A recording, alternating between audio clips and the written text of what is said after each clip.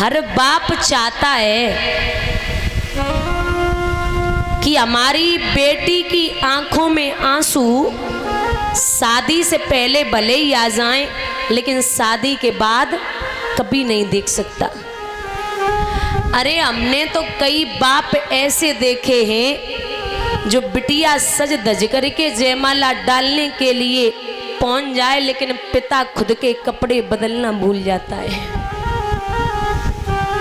बाप जो होता है ना, आप किसी से पेन मांगो, पेन, वो पेन देने में हिचकिचाएगा, लेकिन यहाँ इतने पिता बैठे होंगे जिन्होंने अपने कलेजे का टुकड़ा किसी और के हाथ में दे दिया। मैं निवेदन करना चाहूंगी कि दादा, आजकल लोग सब कुछ देते हैं, बाप अपनी बेटी की शादी में अपने खुद के घर को गिरवी रखने की सामर्थ्य रखता है। आप बेटियों को इतना पढ़ाइए, इतना काबिल बनाइए जो दहेज देने की जरूरत न पड़े, और बेटों को इतना पढ़ाइए, इतना काबिल बनाइए जो दहेज लेने की जरूरत न पड़े। ये हालत हो चुकी है आजकल, चाहे कितना भी धन दे दो लेकिन लड़के बालों का पेट नहीं भरता। अब उनसे कौन कहे कि एक बाप ने अपने कलेजे का टुकड़ा दे दिया, एक माँ ने अपने घर का खिलौना दे दिया, एक भाई ने अपनी बहन दे दी, एक बहन ने अपनी हमजोली दे दी, सहेलियों ने अपने खेलने की गुड़िया दे दी, और आपको दहेज में क्या चाहिए। और दादा, एक उदाहरण देती हूँ, ध्यान से सुनना। एक बाप के 3 बेटियां थी, 3, और वो बाप अपनी बड़ी बेटी की शादी कर रहा था। भैया, बाप बड़ी बेटी की शादी कर रहा था, तो जो दामाद था वो बारोठी पे बैठा रूठ गया। बोले हमें 4 व्हीलर चाहिए, 4 पहिए की गाड़ी चाहिए। अब बाप की नौकरी थी 20-25 हजार रुपए की। बाप बोला, दामाद जी ऐसा तो कुछ मांगा नहीं था आपने, पहले तो ऐसी कोई मांग नहीं थी, और आज आप कह रहे हो कि हमें गाड़ी चाहिए, अब गाड़ी कहाँ से दूं। तो दामाद बोला कि मैं बारात वापस ले जाऊंगा अगर गाड़ी नहीं दी तो बूढ़ा बाप था, बेचारे ने पगड़ी उतारी, और पगड़ी उतार के अपने दामाद के चरणों पर रख दी, और हाथ जोड़ के जवाब दिया, बेटा जैसे तैसे जो भी है निभा लो, आप मेरे बेटे के बराबर हैं। अगर मैं बड़ी बेटी को गाड़ी दूंगा तो 2 और बेटियां उनको भी देनी पड़ेगी, क्योंकि बेटियों तीनों का हक बराबर है। लेकिन दामाद नहीं माना, बोले चलो सब उठो, बारात वापस चलनी है। महाराज, बाप ने यहाँ वहां से अरेंज किया, पैसे इकट्ठे करके दामाद को गाड़ी दी। जब दामाद विदा करा के घर पे लाए तो अपनी बहू को सुबह सुबह, यानी कि वो जो लड़की विदा होके आई उसको सुबह सुबह उठाया, बोले चलो। कहाँ? बोले मंदिर चलना है, हमारे यहाँ की रिवाज है, जब लड़का विदा करा के लाता है तो मंदिर जाते। तो वो जो गाड़ी शादी में मिली थी उसी पे फ्रंट सीट पे, भाई बगल वाली सीट पे बिठा लिया अपनी पत्नी को, और गाड़ी इतनी स्पीड में चला रहे, इतनी स्पीड में चला रहे, अगर कंट्रोल की जाए तो वो कंट्रोल भी न हो ढंग से। तो पत्नी ने रोका, साहब धीरे चलाइए, आपको इतनी चलानी नहीं आती, कल तो गाड़ी शादी में मिली है, आप इतनी चला भी नहीं पाते, आप धीरे चलिए। अब महाराज, खुद के बाप को पैसा लगो हो तो धीरे चले, खुद के बाप को तो लगो ना। फुल स्पीड में मंदिर के पास पहुंचे तो भिखारी रोड पार कर रहा था, सड़क पार कर रहा था, तो भिखारी था विकलांग, पैर नहीं थे, बैसाखियों का सहारा लेके जा रहा था। अचानक भैया गाड़ी स्पीड में जब तक कंट्रोल की तब तक भिखारी के छूने से बची, इतनी छूने से बची, साहब ने अपनी गलती नहीं मानी, और भिखारी खिड़की खोल के भिखारी का कॉलर पकड़ के जवाब दिया, क्यों रे लगड़ा तो है ही, अंधा भी हो चुका, इतनी बड़ी गाड़ी तुझे दिखाई नहीं दी। अरे अगर तू मर जाता तो तेरे रोने वाले नहीं थे, अगर ये गाड़ी टूट जाती तो हरजाना कौन तेरा बाप देता। अब भिखारी हाथ जोड़ा, साहब गलती हो गई, माफ करना, हमसे गलती हो गई, माफ कर दीजिए। ऐसे कैसे गलती हो गई? अरे तू मर जा, तेरे रोने वाले नहीं है, गाड़ी का हर्जाना कौन देता? पत्नी ने कलाई पकड़ी, साहब मान जाइए, अरे गरीब है बेचारा, क्या आप भी उसके मुंह लगे हो, ऐसे कैसे मान जाऊं? पत्नी ने 100 रुपए निकाले और भिखारी को दे दिए। जो भिखारी को पैसे दिए अब तो साहब आग बबूला हो गए। बोले तेरे जैसे लोगों ने भिखारियों के दिमाग खराब किए, ऐसे पैसे देने की क्या जरूरत थी, चल पैसे वापस ले। पत्नी ने पति का चेहरा देखा और बोली जबान संभाल के बात कीजिए। क्यों? इसके तो पैर नहीं है और खाने को घर पे दाने नहीं है, तब ये भीख मांग रहा है। तुम आए तो पैर सही सलामत है, घर से ठीक ठाक हो, तो मंडप के नीचे हमारे बाप से बैठ के भीख मांग रहे हो, तो तुम्हें शर्म नहीं आई? इसके तो पैर नहीं है तब ये भीख मांग रहा है, और तुम हमारे बाप से मंडप के नीचे बैठ के गाड़ी में भीख में गाड़ी मांग रहे थे, तब तुम्हें शर्म नहीं आई? चाहे दादा वो रोड का भिखारी हो, चाहे सड़क पे खड़ा होने वाला भिखारी हो, चाहे मंदिर के अंदर खड़ा होने वाला भिखारी हो, और चाहे मंडप के नीचे बैठने वाला भिखारी हो, भिखारी सब ही क्वालिटी अलग अलग है। बोलिए गोविंद भगवान की। दादा एक बात याद रखना, ओ दहेज के ठेकेदारों, और तुम्हें अकल कब आएगी?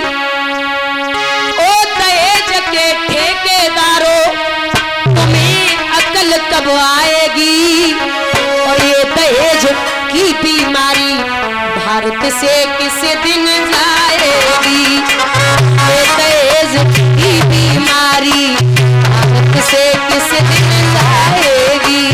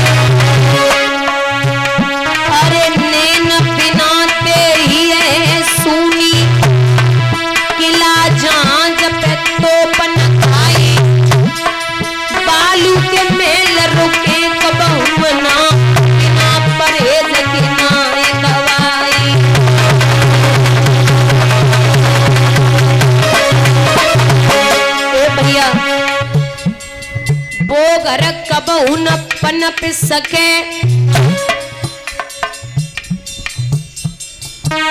जमे बालक चोर चटोर लुगाई, बेहिनी जमा पापी जो झूठी बात पे देत गवाई।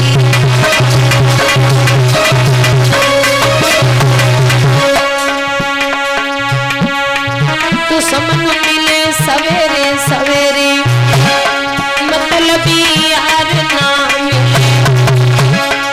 औरत गोरी हो छे काली, कसार नारी ना मिले।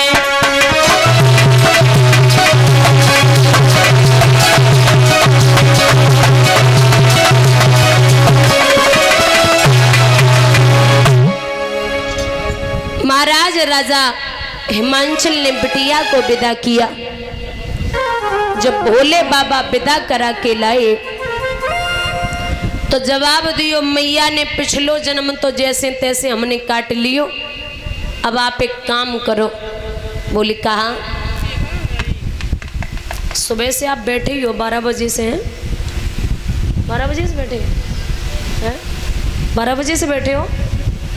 टहल लो थोड़ी देर, वो में आप फिर बैठो, आ जाओ, उठो, मुंह धुले आओ। सच में ही बोल रही हूँ, आप उठ जाओ, मुंह धुल के पानी पी के तब बैठो आके। भैया कहते हैं हाँ उनके लिए पानी भरे और लियो, बोतल दे रही है, ले। कैलाश पर्वत पे मैया ने जवाब दियो कि पिछला जन्म तो जैसे तैसे मैंने काट लिया, लेकिन अब मैं ये चाहती हूँ कि आप महल बनवाओ। तो बुजुर्गों ध्यान देना, सोने के महल बनवाए गए, सोने के, और उन सोने के महलों का गृह प्रवेश करवाने के लिए आए विश्वशर्मा ब्राह्मण। विश्वशर्मा जो रावण के पिताजी हैं, तो उन्होंने गृह प्रवेश हवन जो भी था वो कराया। तो रावण साथ में आया, उसने जवाब दिया पिताजी ये महल किसके हैं? बोले तुम्हें क्या करना, ये भोले बाबा के हैं। बोले अब दक्षिणा की बारी आए तो दक्षिणा में आप ये सोने के महल मांग लेना। बोले ठीक है। तो जब दक्षिणा की बारी आई तो विश्वशर्मा से पूछी बाबा ने कि बताओ आपको क्या चाहिए दक्षिणा में? तो विश्वशर्मा बोले और तो कुछ नहीं चाहिए, जो सोने के महल बनवाए जो तुम हमें दे दो, हमारे बेटा को बड़े अच्छे लगे। तो वो सोने के महल रावण को दिए गए। उन्हीं महलों का नाम पड़ा है लंका। बोली गोविंद भगवान की। बाबा बोले हमारा तुम्हारा गुजारा कैलाश पर्वत पर ही होगा, इसलिए महलों की इच्छा न करो। अच्छा हमने एक बात सुनी है, लोग कहते हैं कि अगर गांजा पी लो या भांग खाए लो, पी लो, जो कुछ हो बे, तो बोले ये कोई बड़ी बात ना है, जो तो भोले बाबा ने वो खाई पी है। तो आपको हम एक बात बता दें संतो, बाबा ने एक चीज और खाई है, पता है क्या? जहर। ये तो पता ही होगा जहर बाबा ने खाया। तो अगर गांजा भांग कोई पी खाए रहो तो वो सोच रहे हो कि बाबा ने जो पियो खाओ है तो वो जहर ट्राई कर लेवे, शायद बाको असर न हो। क्योंकि जो बाबा कर सकते हैं वो आप कभी नहीं कर सकते। आप हमें ये बताइए, भूत और बभूत कभी एक साथ रह सकते हैं? जैसे बभूति लगाओगे तो भूत नहीं आएंगे, लेकिन भोले बाबा के शरीर पे है बभूति और साथ में है भूत। आग और पानी कभी एक साथ नहीं रह सकते। जटाओं में है गंगा, तीसरे नेत्र में है आग। और मोर और सर्प कभी एक साथ नहीं रह सकते। बाबा के गले में है सर्प, बेटा है कार्तिकेय, उसकी सवारी है मोर। चूहा और सर्प कभी एक साथ नहीं रह सकते। छोटा बेटा गणेश जी, उनकी सवारी है चूहा, बाबा के साथ है सर्प। अच्छा शेर और बैल